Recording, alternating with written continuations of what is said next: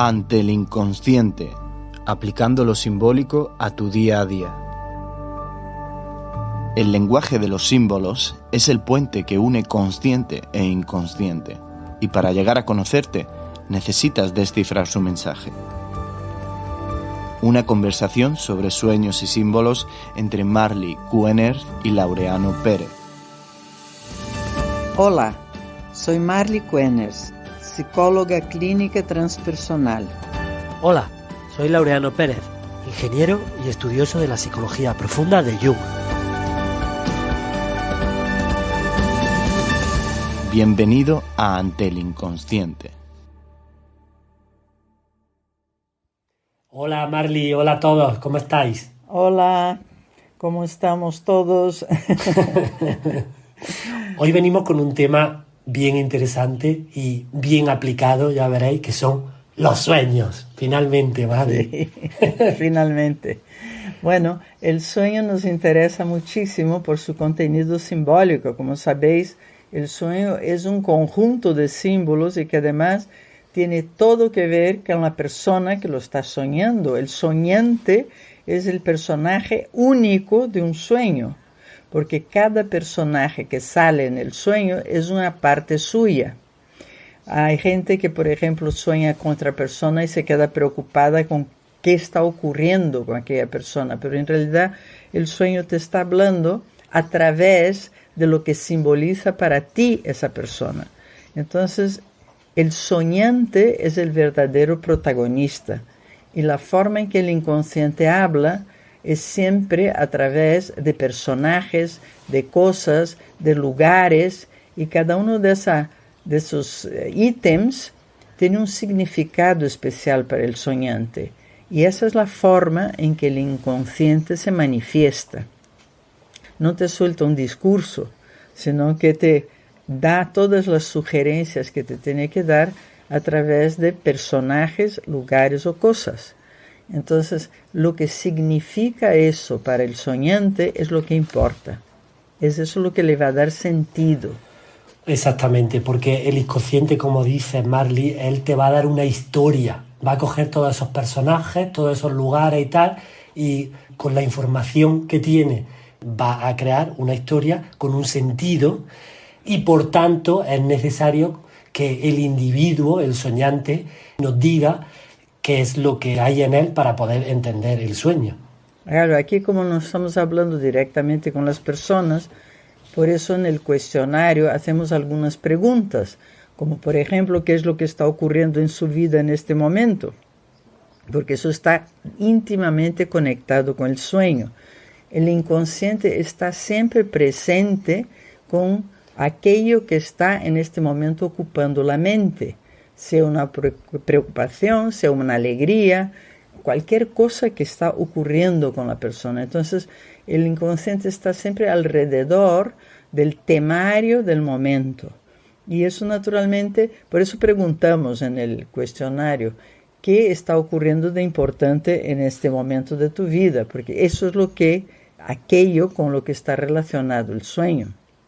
Sí, lo que hace el sueño es exteriorizar la información del inconsciente. De hecho, Jung decía una cosa muy bonita, que decía, dentro de nosotros vive otra persona que no conocemos. Esa persona nos habla en sueños. ¿Y cómo de diferente es lo que nos dice con respecto a lo que nosotros pensamos cuando estamos despiertos? Así es. Pero yo diría más aún, yo diría que no es un personaje, son varios. Sí, bueno, son 1000, porque vamos, ahí hay todo un elenco. Tenemos un elenco enorme dentro de nosotros, que claro... Hay una telenovela ahí. Sí, porque son muchísimos personajes, o sea, tú usas muchos personajes al cabo del día. Cuando estás siendo madre o padre, eres un personaje. Cuando estás trabajando, eres otro. Cuando estás con los amigos, eres otro. Si vas a meditar o a rezar, eres otro. Cuando estás con tus padres, eres otro. Usas infinidad de personajes en infinidad de situaciones. Entonces, claro, cada personaje de ese es un aspecto tuyo. Unos los conoces, otros no los conoces. Por eso cuando sueñas con alguien conocido, estás soñando con una parte tuya que conoces. Cuando es alguien desconocido, estás soñando con una parte tuya que no conoces. Eso es muy importante. Y luego también es muy importante lo que ocurre en el sueño, porque puede ser aire, tierra o agua. Totalmente. Puedes estar viajando en un avión o en un coche, en un tren. Entonces eso también está hablando del nivel en que el inconsciente se quiere comunicar contigo. Una ciudad, por ejemplo. La ciudad con la que tú sueñas no es casual. Claro. Está diciéndote algo esta ciudad. De hecho, ya comentamos en un episodio anterior que el inconsciente era como un gran océano y nuestro yo, nuestra mente consciente, es como una isla. Y el sueño es como pescar en la isla o como un pez que se aparece en la orilla, ¿no? ¿Sabéis? Como cuando uno va por la mañana a la playa y hay un pez en la orilla o una medusa en la orilla que ha aparecido ahí, ¿no? Pues digamos que el símbolo hace esa tarea, unir los dos mundos, ¿no? Así es. O sea, viene a traerte un mensaje para que tú, de alguna manera, conectes, como en un puzzle, lo que tú piensas en tu vida consciente con la información que tu inconsciente ha guardado o ha acumulado con respecto a esa situación que tienes ahora mismo en tu vida. Entonces, un sueño puede perfectamente mostrarte dónde tienes que trabajar, dónde estás trabada, una dificultad que tienes. También te puede mostrar que algo ya está superado. También te muestra esas cosas. Y muchas veces te muestra aspectos que nunca has pensado conscientemente. Y da en el clavo. O sea, realmente mueve con todas tus emociones. Todo el mundo sabe que un sueño muy potente le llevas todo el día contigo. Y te causa sensaciones a veces más fuertes que las que estás viviendo en tu día cotidiano, ¿no? Porque va directo a la parte más emocional, a los núcleos más profundos, que muchas veces ni conoces y otras veces sí, pero siempre son mensajes que te está diciendo, son afirmaciones que está haciendo, con lo cual tiene un interés muy grande para tu desarrollo personal y sobre todo para poder atravesar las dificultades que están concentradas en tu inconsciente, que están guardadas en tu inconsciente, a veces de una forma fluida y constructiva y a veces de una forma no constructiva, a veces de una forma que te frena, que hace con que todo tu potencial no pueda salir. Entonces ese es el interés del sueño, ¿no? Que te da todas esas informaciones de una forma condensada, cuyo lenguaje vamos a aprender poco a poco a descifrar aquí. Y además, en esa actitud de función que tiene el sueño, de ayudarte a algo, pues el equilibrio, que ya hemos venido hablando de los opuestos, ¿no? El equilibrio entre consciente y consciente también forma parte de esa función. Por tanto, el sueño también te va a hacer de termostato con lo que tú pienses durante el día. O sea, te va a mostrar a lo mejor una parte de ti que tú no quieres ver o que no te habías dado cuenta. Es decir, que él va a compensar. Eso también es importante saberlo. Sí, porque funciona en los dos sentidos. Puede mostrarte una parte tuya que no has querido ver o un potencial tuyo que no sabías que tenías. Entonces tiene toda esa connotación importantísima, ¿no? Sí. También me gustaría mencionar aquí que los pueblos primitivos siempre estuvieron mucho más en contacto con su inconsciente que nosotros, modernos. Porque ya se sabe, en Grecia o siempre se ha tenido muy en cuenta. Tú ves que están los oráculos, que la gente buscaba saber cosas en los oráculos. Y el sueño es un oráculo por naturaleza, vamos. Sí. Entonces, ha habido siempre un gran respeto hacia el sueño. Incluso hay tribus que siempre se guiaron por los sueños. O sea, los sabios, cuando tenían un sueño, eso era como una dirección para toda la tribu. La tribu se respetaba, se honraba los sueños, porque eran mensajes, y son de hecho mensajes directamente venidos del inconsciente. Entonces los grandes sabios de las tribus daban esa información que venía de un lugar mucho más sabio que nuestro consciente. Sí, es verdad. Ellos como el cociente ni lo tenían tan desarrollado ni le interesaba tanto como a nuestra sociedad moderna, que está, digamos, muy obsesionada con la importancia de la mente consciente, pues ellos eran conscientes de que había algo mayor en toda esa información. Por eso había una dimensión, digamos, espiritual para muchas de esas tribus. Y eso se va transformando y, como bien decía, tanto en Egipto como en Grecia hay una cultura muy fuerte del sueño. Y de hecho en Grecia era una especie de medicina y a veces una información para curar. Y estaban los famosos templos de Asclepios, que era el dios de la medicina, donde cuando alguien estaba enfermo, lo que hacía es que iba allí a dormir, había unos sacerdotes, ¿no? Porque entonces digamos que la figura de médico y de sacerdote estaba un poco entrelazada, entonces la gente iba allí a dormir, había una antecámara en los templos donde dormían sobre unas pieles que normalmente ellos mismos habían sacrificado y dormían varias noches hasta que conseguían encontrar un sueño importante y el sacerdote se lo interpretaba y muchas veces la gente se curaba. O sea que el inconsciente le daba información incluso de cómo curarse y prueba de ello es que hay como tablas de agradecimiento pequeñitas donde la gente dejaba, digamos, las gracias por haberse curado. Esto es súper interesante. E incluso en la Biblia Dios habla a los hombres durante los sueños, ¿no? Entonces todo esto fue avanzando y ya en la Edad Media se convirtió en algo como muy supersticioso. Ya sabéis que la Edad Media es una época muy supersticiosa y fue como perdiendo su sentido. Y luego en la Ilustración todo esto se perdió, empezó como el mundo empírico y esto se desechó totalmente, hasta que Freud lo volvió a traer a la palestra a finales del siglo XIX. Y fue cuando empezó todo el tema de los sueños desde la perspectiva de Freud, ¿no? Que bueno, la perspectiva de Freud, como muchos sabréis, si no se explica muy rápido, es una perspectiva donde todo viene del instinto sexual. Y entonces, claro, pues estaba un poco sesgado.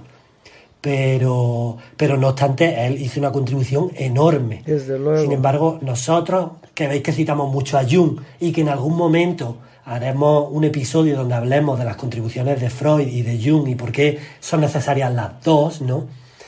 Pero lo que hizo Jung es dar un paso más y decir, el ser humano no es solo un ser sexual, sino es un ser histórico-cultural y la sexualidad es una de sus dimensiones, no la única. Y además es un ser espiritual también. Claro, entonces... Él añadió todas esas dimensiones. Entonces cambia mucho la estructuración del sueño, ¿no? Y su interpretación teniendo en cuenta todas esas dimensiones, ¿no? Porque es muy interesante porque los dos son muy complementarios, ¿no? Porque, así es. Porque ellos se complementan fantásticamente. Porque Freud es un hombre que la dinámica interna del hombre es lo que le interesa y el otro es la dinámica universal lo que le interesa. O sea que estamos hablando otra vez de consciente e inconsciente, ¿no? Y su relación. Sí. Pero vamos a dedicar un episodio completo a ellos porque se lo merecen y además porque es interesantísimo ese entrelace entre los dos, ¿no? Pero volviendo al sueño, efectivamente ese carácter sagrado del sueño se ha perdido, porque como bien dice Laure, nuestra sociedad hace mucho caso al consciente, a la ciencia, aunque la ciencia está entrando en un territorio que es casi surrealista, porque las cosas de la cuántica realmente son fantásticas. Vamos, el manto invisible de Harry Potter es una realidad que se hace en el laboratorio hoy día, porque todo lo que vemos en el fondo es un reflejo, basta quitar el reflejo que no lo ves. Entonces, todas esas cosas que parecen tan de ciencia ficción, en realidad son naturales y normales. Pero hay que decir que la ciencia también está aportando una visión que va a acabar confluyendo en muy breve tiempo en muchas de las cosas que dijeron Freud, Jung y otros anteriores. Porque hablemos un poco de lo que dice la ciencia sobre el sueño. La ciencia del sueño dice que nosotros tenemos 5 etapas cada vez que nos dormimos, ¿no? Entonces hay una fase 1, fase 2, fase 3 y fase 4, donde el sueño es cada vez más profundo y donde no se recuerda el sueño, donde no parece que tengas sueño, simplemente que estás dormido. Y luego entra en una quinta fase, que es la famosa fase REM, que esto viene de inglés, que se dice Rapid Eye Movement, movimiento rápido de los ojos, porque es una fase en la que las personas cuando estamos dormidas movemos los ojos de forma un poco errática, como parpadeando mucho y tal. Y es en esta fase en la que se sueña. Y en las primeras 4 fases el cerebro está prácticamente apagado, digamos que está como apagando y encendiendo el ordenador, ¿no? Y sin embargo, en la fase REM, el cerebro está completamente activo. Lo que está apagado es el sistema motor. Es decir, que de alguna manera lo único que está quieto es la musculatura, pero el resto está todo funcionando, incluso a veces más activamente que en la vida consciente. Y lo interesante es que en estudios científicos se ha privado a la gente del sueño, tanto de las 4 primeras fases como de la fase REM. Y cuando la gente pasa alrededor de 5 o 6 días sin fase REM, empieza a tener problemas graves. No es capaz de orientarse, está súper nerviosa, tiene ansiedad, empieza a no poder controlar las manos, le tiemblan. Incluso en experimentos hechos en el siglo XX con animales, cuando les privaban del sueño, en pocos días morían. Es decir, que podemos sacar una conclusión, y es que para estar sano físicamente uno tiene que soñar.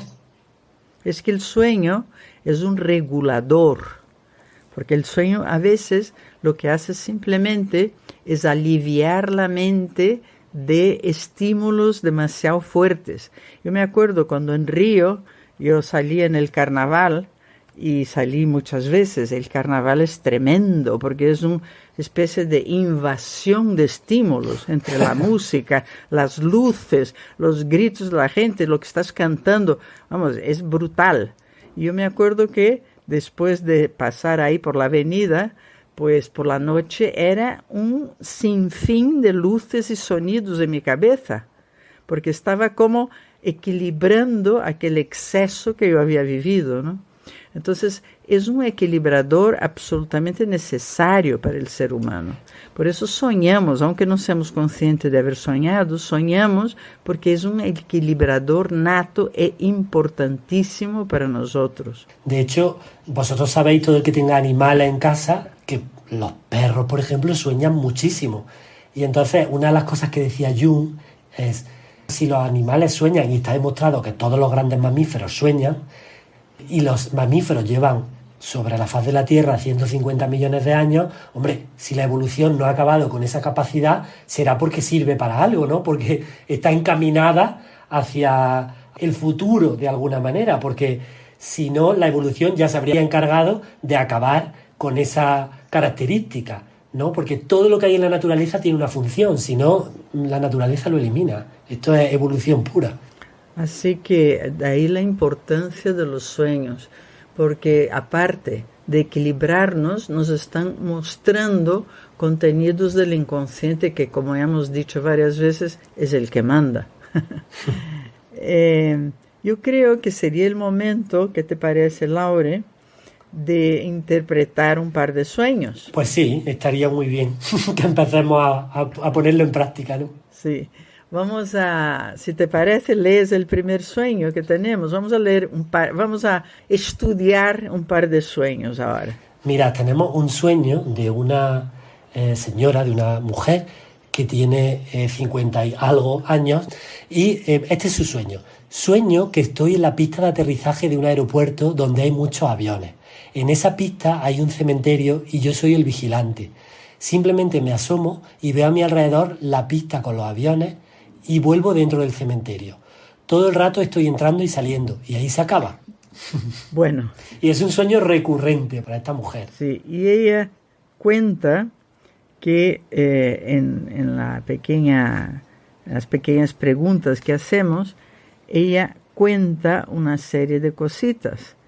Entre ellas, que ella acaba de romper con una amistad, que ha estado con esta persona sin darse cuenta de lo tóxico que era para ella. Eso sería una de las cosas que ella comenta. La otra cosa que comenta es que le hubiese gustado mucho irse en uno de esos aviones. Entonces, ¿qué nos está diciendo primero? Pista de aterrizaje de un aeropuerto. A ver, Laure. Pista de aterrizaje que a la vez es un cementerio. Pero bueno, pista de aterrizaje de un aeropuerto. O sea, para mí es claro que donde hay aviones además comerciales. Hay una manera de pensar colectiva, porque los aviones suben al aire y en el simbolismo el aire siempre está relacionado con las formas de pensar. O sea, para mí hay una manera de pensar colectiva, eso para empezar. Sí, y ella dice que quiere irse y que para ella irse en esos aviones sería huir de las situaciones. No sé. Otra cosa que ella dice es que ella es la guardiana de este cementerio y ella está continuamente entrando y saliendo de ese cementerio. O sea, está en un ciclo del que no puede salir, no puede escapar, está ahí atada. Es claramente un patrón. Sí. Un cementerio, ¿qué es simbólicamente? Es un lugar donde se guardan los restos físicos de la gente que ha pasado a otro plano. Pero que ya no están ahí. Y ya no están ahí, pero están ahí sus restos físicos. Entonces, el cementerio es una forma de mantener aquí restos de algo que ya no está vivo. Entonces, estamos hablando de un patrón de esta señora que ya no tiene sentido para ella, pero que ella no ha podido dejar. Y el inconsciente recurrentemente, porque dice que el sueño la ha tenido muchas veces, le está diciendo, oye, que estás ahí atascada en ese quererte ir, pero a la vez no llegar a coger el avión y empezar a pensar de otra manera, ¿no? Entonces, es una persona que obviamente se queda atrancada con las cosas, con esa amistad, por ejemplo, que ahora consiguió romperla por fin y al ver que al romperla ha visto lo tóxica que era. Entonces, es una persona que tiene dificultad de dejar las cosas. Hay un patrón del cual no se ha librado, del cual quiere huir. Cuando uno no puede huir de un patrón, solo puede resolver el patrón. O sea, ser libre sin tener que coger un avión e irse al otro lado del mundo. Así es como se resuelve el patrón. Si no llevas el patrón al otro lado del mundo y se manifestará ahí de alguna manera. Sí, además yo creo que, como decía, es un patrón mental, un patrón aprendido porque es un avión. O sea, algo como colectivo que le han enseñado. Y es como si se lo hubieran enseñado y ella sabe que está muerto, o sea, que ya no sirve, pero no es capaz de salir de ahí, está ahí guardando eso que aprendió. O sea, es típicamente algo aprendido. Eso es, porque cuando uno se libera internamente ya no tiene que huir, porque está libre dentro de la situación y de eso se trata. Así que eso sería nuestro recado para ella, ¿verdad? Sí, sí, así es. Que mire ese patrón y una salida que no sea de huida, sino de resolver dentro de ella, pasar página. Sí, exactamente. De hecho, lo tiene tan integrado que ella nos dice que al principio le causaba mucha inquietud el sueño, pero que ya lo vive con tranquilidad. O sea, que ella está metida en el automatismo sin sufrir. Totalmente anestesiada, la pobre ahí. Así que la idea es que, anestesiada o no, que lo resuelva y que no tenga que huir en un avión, no huir en las ideas, porque evidentemente ella trata de huir en las ideas, que es cuando te distraes, cuando vives ahí en un sueño, etc., porque no resuelve la realidad. Porque además ella es guardiana del cementerio, o sea, es guardiana del patrón. Totalmente, ella está, lo tiene que guardar, ella está vinculada ahí, de alguna manera no puede salir, o sea, le han dado el encargo de proteger ese patrón. Exactamente, que es el patrón que la está angustiando, aunque ella se haya anestesiado, pero de hecho se ha mencionado el sueño es porque no está bien con él, ¿no? Bueno, pasamos al segundo sueño, sí. Laura, ¿o quieres comentar algo más? No, creo que tiene ya bastante con lo que le hemos dicho, ¿no? La otra persona que vamos a leer el sueño también es una mujer de 60 y pico años que dice así: me pierdo, continuamente ando perdida por edificios y paisajes. La más reiterada es la pérdida por grandes y pequeños hoteles mediterráneos, siempre blancos, llenos de recovecos interiores, pequeñas escaleras y ventanas de todos los tamaños. No logro encontrar mi habitación. El segundo sueño recurrente es también estar perdida en la naturaleza, en un profundo y oscuro valle cubierto de árboles que llenan una imponente ladera hacia el fondo de una cima. Es casi de noche. Estaría totalmente oscuro si no fuera por una pequeña luz dorada de atardecer que se dibuja al fondo. No sé dónde estoy ni cómo salir de ahí. Hombre, yo creo claramente que es una persona que le gusta bastante el control en su vida consciente, ¿no? Y el inconsciente le muestra que hay algo que tiene que encontrar, que está perdida. Y seguramente que tiene una dimensión de aceptación de lo natural y de lo espiritual, ¿no? Sí. ¿Qué piensas tú, Marley? Pues mira, yo veo que es una persona que está perdida en dos ámbitos, ¿no? Uno es un hotel. ¿Un hotel qué es? Es de nuestra vida cotidiana y no es tu casa. O sea, estás perdida fuera de ella misma, no encuentras su habitación. Y luego es un hotel mediterráneo, o sea, es un lugar de luz y los hoteles son todos blancos. Y eso me lleva a una cosa luminosa como espiritual, porque además es una persona preocupada con la espiritualidad. Y entonces está buscando la espiritualidad aquí en la vida cotidiana, pero con esta búsqueda no está encontrando su habitación, porque tu habitación es tu intimidad, tú, eres tú. Está perdida en hoteles de otros. No está en contacto, falta un contacto ahí con ella misma. En ese mundo de luz, porque el Mediterráneo es luz. Y además hay muchas ventanas, como que ella está preocupada por mirar afuera, pero no mira hacia adentro, ¿no? Exactamente, está perdida afuera, ahí está. Pero en un ambiente de luz, luminosísimo y todo blanco, o sea que es una cosa espiritual. Y por otro lado, tiene contacto con la naturaleza, porque es un valle cubierto de árboles en una ladera, o sea, una cosa bonita. Son dos lugares bonitos donde está perdida. Sí, aunque el segundo, el valle, parece que ya se está haciendo de noche y pareciera, al leer uno el sueño, ¿no? Pareciera como que está dando un poco de miedo de quedarse ahí que se hace de noche, ¿no? Sí. O sea, que ahí ya se empieza a asustar de estar perdida, ¿no? Ahí hay un cierto susto. Y estaría totalmente oscura si no fuera por una pequeña luz dorada. O sea, es como que está en búsqueda de esa luz que se dibuja, pero no sabe cómo salir de ahí. Entonces hay un patrón ahí de una búsqueda de algo y no dentro, sino fuera, porque la luz está ahí fuera, al fondo del valle, hay que atravesar cosas para llegar a la luz.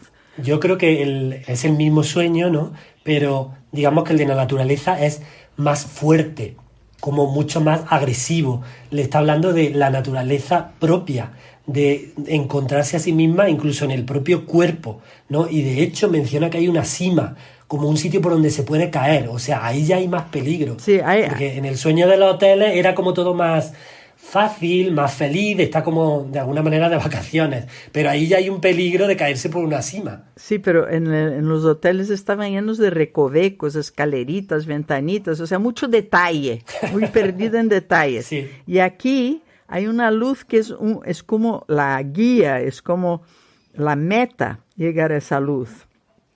Pero hay miedo, desde luego. Sí, hay miedo, por eso está la cima. Eso es. Y esa pequeña luz es la que le mantiene. Además es gracioso porque ese sueño me recuerda un trabajo que hacen los indios muy, muy importantes justamente para vencer el miedo, que es quedarse 3 noches sin comida ni bebida en el bosque, completamente solo y sola, para atravesar todo tipo de miedos.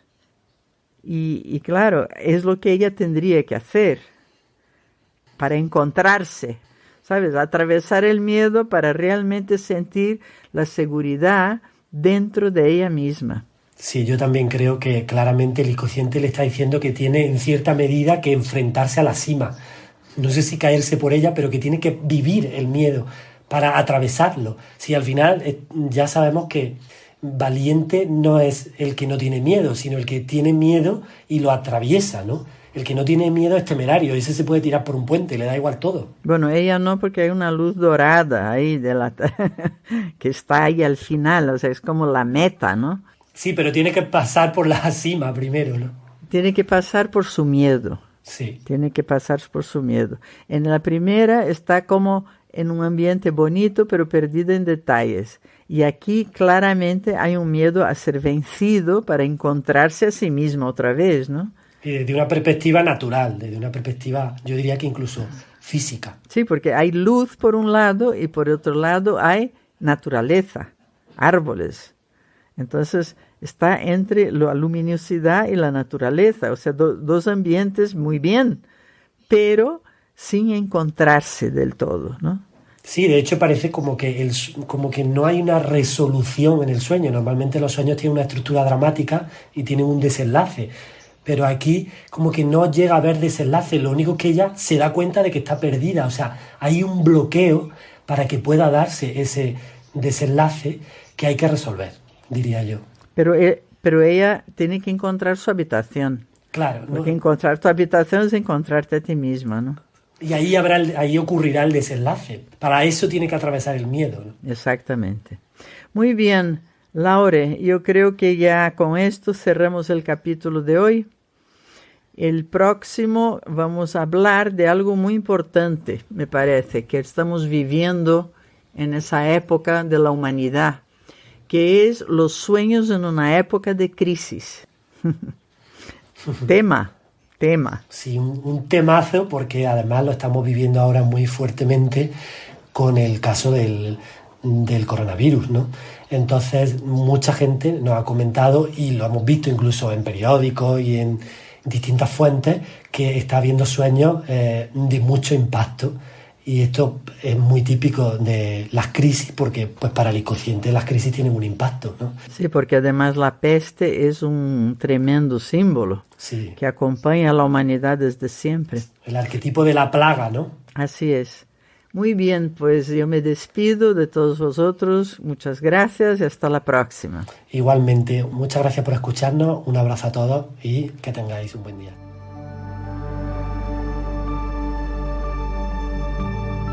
Has estado escuchando el podcast de Marley Kuener y Laureano Pérez. Ante el inconsciente, aplicando lo simbólico a tu día a día.